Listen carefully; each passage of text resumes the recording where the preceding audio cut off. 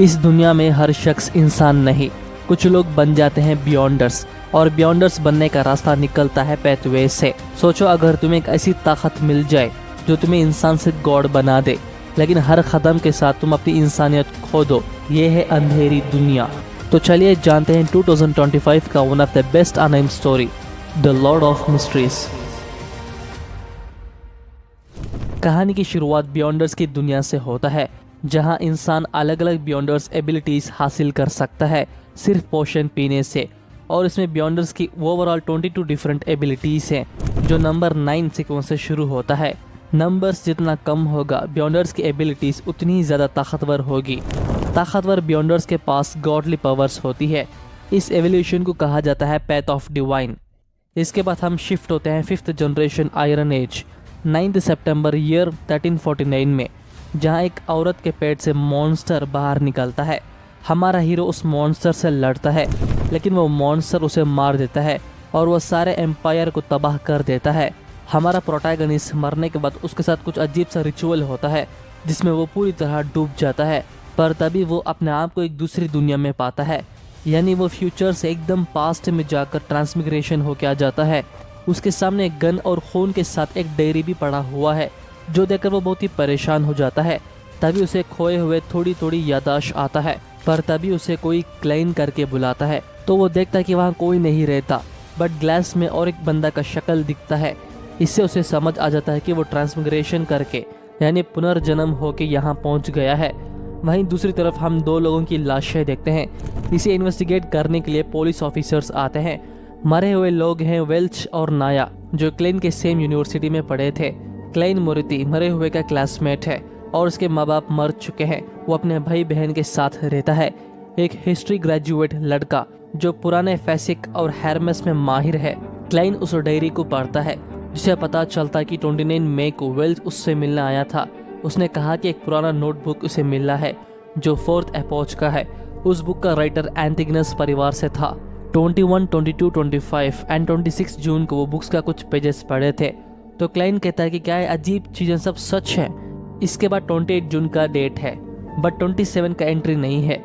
तभी वो book shuffling होकर एक पेज पे आकर रुकती है, जिसमें लिखा है कि सभी लोग मर जाएंगे, मुझे भी मिलाकर। जो देखकर वो कहता है कि क्लाइन ने ऐसा क्यों लिखा।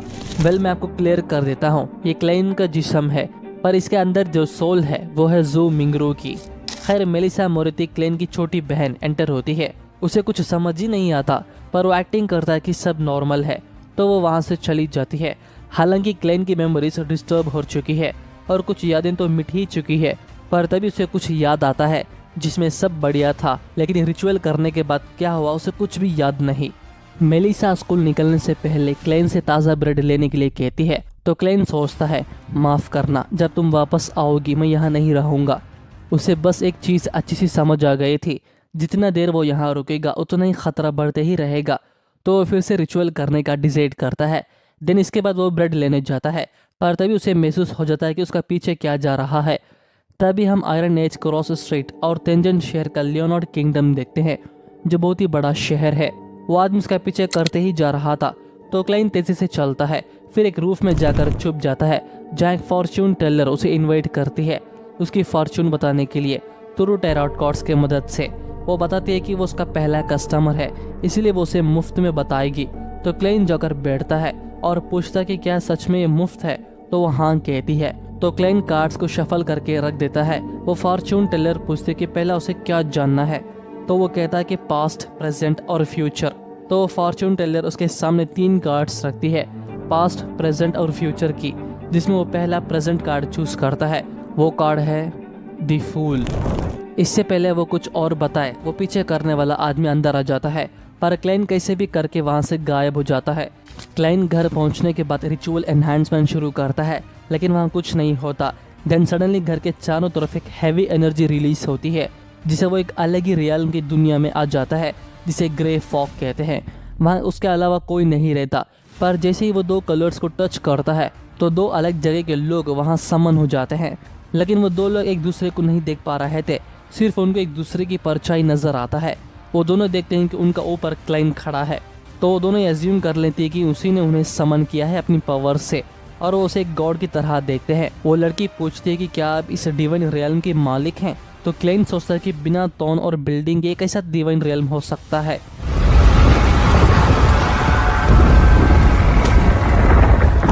बस वो इतना ही सोचा था, एक पूरी बिल्डिंग और टोन उसके लिए तैयार हो जाता है। इससे वो समझ जाता है कि जो भी वो सोचता है वो हो जाता है। वो बंदा उससे पूछता है कि वो कौन है, तो हमारा हीरो सोचने लगता है क्या वो ज़ू मिंगरू है या क्लाइन है, लेकिन वो दोनों नाम बताने के बदले टोन में बैठकर अपना नाम दी फूल कहता है, जो टैरट कार्ड का नाम है। वेल उस लड़की को सुपर नेचुरल मैजिक और मिस्टीरियस चीजें देखना बहुत ही पसंद है, तो वो देखकर खुश हो जाती है। फिर वो मिस्टर फूल से पूछते हैं कि बियॉन्डर बनने के लिए क्या करना होगा। तो क्लेन बात को संभालते हुए कहता है कि तुम्हारा इस सवाल का जवाब वो बंदा देगा। तो वो बताता है कि बियॉन्डर बनने के लिए किसी एक चर्च ज्वाइन करना होगा। हालांकि ज़्यादा लोग बियॉन्डर्स नहीं बन पाते, लेकिन बियॉन्डर्स सच में एग्जिस्ट करते हैं। वो अभी भी लड़ रहे हैं वो अंधेरों के खिलाफ। असल में इस बंदे के पास 2 सीक्वेंस 9 की पोशंस हैं, साइलर और ऑडियंस। इसे क्लेन समझ जाता है कि ये डिफरेंट एबिलिटीज़ है। खैर उस लड़की वो बंदे से एक डीलिंग कर लेती है। फिर वो क्लेन से रिक्वेस्ट करती है कि क्या वो गैदरिंग मीटिंग रख सकता है। तो क्लेन सोचता है कि बार बार मिलने से उसे अपने बारे में पता चलेगा और वो घर भी जा पाएगा। तो वो मान लेता है और गैदरिंग मीटिंग के लिए हर मंडे 3 बजे प्रेजेंट होने के लिए कहता है। वेल इसके बाद वो अपने लिए एक कोड नेम सोचते हैं, जिसे क्लेन ने टैरट कार्ड से दी फूल रखा था। वैसे ही वो लड़की अपना नाम जस्टिस रखती है और वो बंदा दी हैंग्ड मैन। इसी के बीच क्लेन को तेजी से सर दर्द होता है, तो वो गैदरिंग मीटिंग ख़त्म करके वापस अपना घर आ जाता है, जहां पुलिस उसका इंतज़ार कर रहे थे। उन पुलिस ऑफिसर्स में से एक वही था जो उसका पीछा कर रहा था, लियोनार्ड मिचेल, और दूसरा है डून स्मिथ, सीनियर ऑफिसर। वो दोनों उसके कमरे चेक करते हैं। लियोनार्ड वो डायरी पढ़ता है, सब मर जाएंगे मुझे छोड़ के नहीं। तो वो क्लाइन से पूछता है कि इसका क्या मतलब है। तो वो कहता है कि ये बात उसे भी नहीं पता। स्मिथ बोलता है मिस्टर गोवन अपनी बंदूक खो दी है, तो उसे लगता है शायद वो यही होगा। तो क्लाइन कहता है कि वो ड्रॉ में है। इवन वो बताता है कि कल रात वो खुद को गोली मार ली, लेकिन सुसाइड करने में फेल हो गया। उसके बाद उसे कुछ भी याद नहीं। तो स्मिथ कहता है कि उसे साइकिक से मिलना होगा, जिसे उसे अपनी मेमोरीज वापस मिल सकती है। वो उसे अपने साथ ले जाने वाला था, लेकिन क्लेन मिली हुई छोटी सी टाइम गैप में एस्केप हो जाता है। लेकिन जैसे ही वो भागता है उस पर कोई पानी फेंकता है, बट वहाँ कुछ इंटरेस्टिंग होता है। लगता है एक बियॉन्डर वहाँ है। क्लेन का हर रास्ता ब्लॉक होते ही जाता है, तो एक गाड़ी में बैठकर वहाँ से निकलता है। पर तभी वो देखता है कि वो उसे कहीं ले जाता है, और वो आदमी स्मिथ हिमसेल्फ था। देन क्लेन फिर से अपने सपनों से जागता है। जैसे ही वो डोर ओपन होती है, क्लेन अगेन स्मिथ से मिलता है। क्लेन समझ जाता है कि उसने उसका सपना को ही मैनिपुलेट किया है। स्मिथ बोलता है, क्लेन रात में हम तुमसे ज़्यादा ताकतवर हैं जितना तुम सोचते हो। तभी वहाँ का पूरा बिल्डिंग तबाह होता है और ख़तरनाक मंजर नज़र आता है। अचानक एक लड़की क्लेन को पकड़ लेती है। स्मिथ कहता है कि वो बस तुम्हें शांत कर रही है। क्लेन अब बस एक ऐसी दुनिया में आता है जहाँ साफ बादल है, और क्लेन को अपने पेरेंट्स दिखते हैं, लेकिन उस लड़की को उसका मन की बात नहीं दिखती। वो लड़की अपनी पावर्स का इस्तेमाल करके पूछती है, जब वेल्च और नाया मरे थे तब वो वहाँ क्या कर रहा था।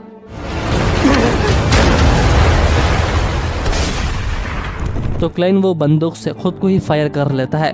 तो इस बात से वो लड़की श्योरली कहती है कि उसने खुद को गोली मार ली। जो ताकत उस पर असर डाल रही है वो खतरनाक है।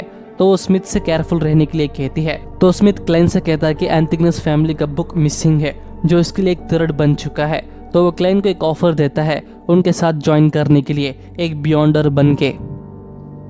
आफ्टर दैट क्लेन स्मिथ दिए हुए एड्रेस के लोकेशन में जाता है, जो एक क्लब है, लेकिन नीचे एक सीक्रेट ऑफिस है जहां वो कुछ बियॉन्डर से मिलता है। लियोनार्ड एजियन चर्च का मिडनाइट पोएट है। रॉयल राइडिन एजियन की Beyonder of the Sleepless. Frye Beyonder of the corpse collector. Kenley Beyonder of the Sleepless. खैर क्लेन देखता है कि वो जगह बहुत ही खूबसूरत है। इसके बाद वो कैप्टन स्मिथ बियॉन्डर ऑफ नाइटमेयर से मिलता है।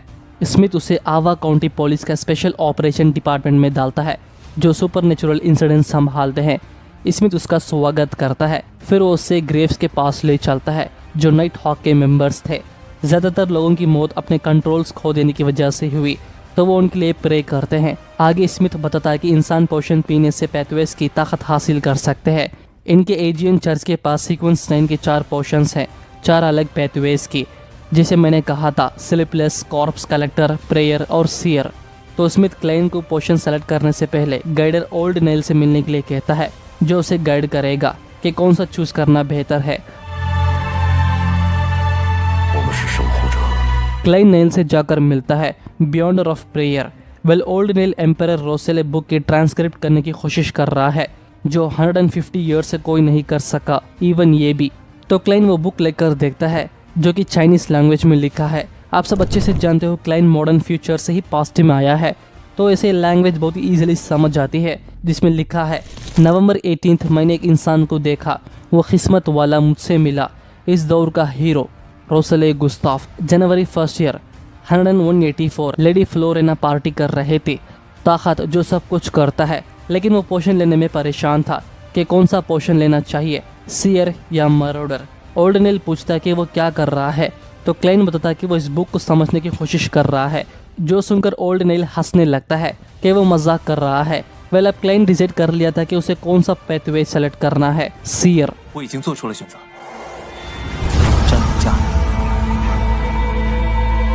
तो ओल्ड नेल वो पोशन बनाता है और उसे पीने के लिए कहता है।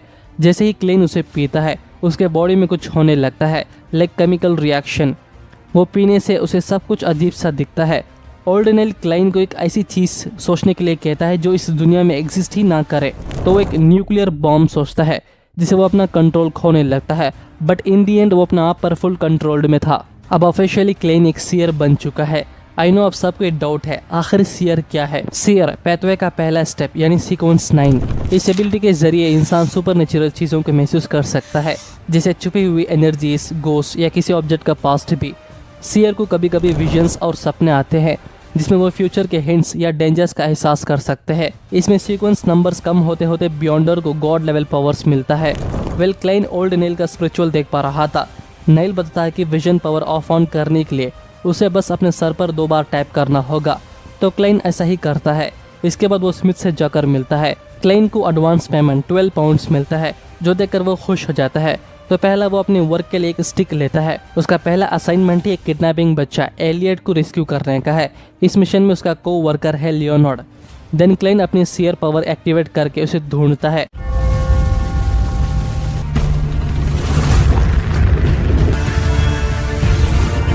ढूंढते ढूंढते एक घर में जाकर रुकते हैं, जहां किडनैपर्स भी मौजूद हैं। लियोनार्ड कहता है कि अब वो संभाल लेगा।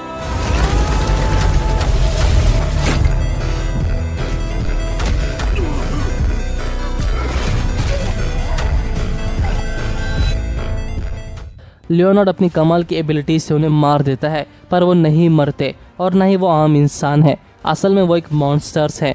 तो क्लाइन उस बच्चे को लेकर बाहर निकल जाता है। तो अब शुरू होती है असली युद्ध।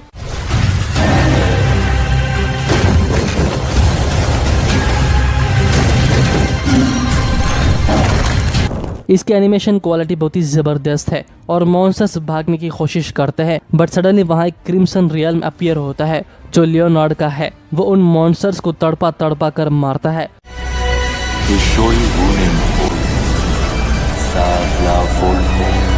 और पूरी तरह खत्म कर देता है।